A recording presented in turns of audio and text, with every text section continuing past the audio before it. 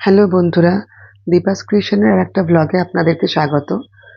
আমি এখানে আমার কিছু এক্সারসাইজের ভিডিও পোস্ট করেছি। আপনারা জানেন আমি স্কুলে শিক্ষকতা করি। সেই সূত্রে স্কুলে অনেকক্ষণ সময় আমাকে লেখালেখির কাজ করতে হয়। বোর্ডে লেখা, খাতা চেক করা, কম্পিউটারেও প্রচুর কাজ করতে হয়। সেজন্য হাতে ব্যথা হয়, অনেক সময় কাঁধে ব্যথা হয়, ফ্রোজেন শোল্ডার আছে, ভারী জিনিস বইতে পারি না, স্পন্ডিলাইটিস আছে।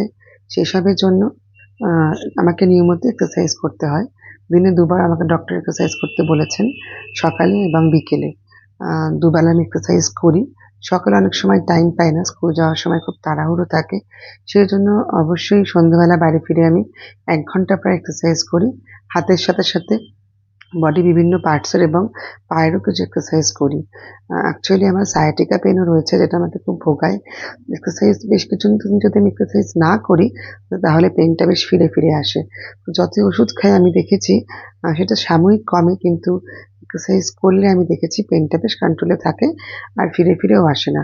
তো আমি চেষ্টা করি দিনে ২ বার করে এক্সারসাইজ করার। সকালে তো অতটা টাইম পাই না। আ অনেক তাড়াহুড়ো থাকে, ছেলেমেয়ে বেরোয়, হাসব্যান্ড বেরোয়, ছোটাছুটি করে ট্রেন ধরতে হয়, সকলকে একসঙ্গে রেডি হতে হয়।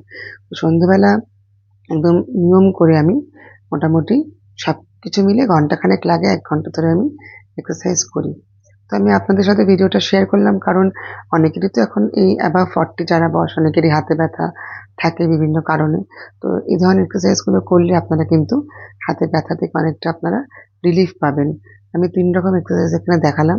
প্রত্যেকটা এক্সারসাইজ যদি আপনারা এটলিস্ট ১০ বার কি ২০ বার আস্তে, আস্তে বাড়িয়ে টাইম বাড়িয়ে, বাড়িয়ে ৩০ বার করে করেন, আপনারা কিন্তু অনেক উপকৃত হবেন। ধন্যবাদ।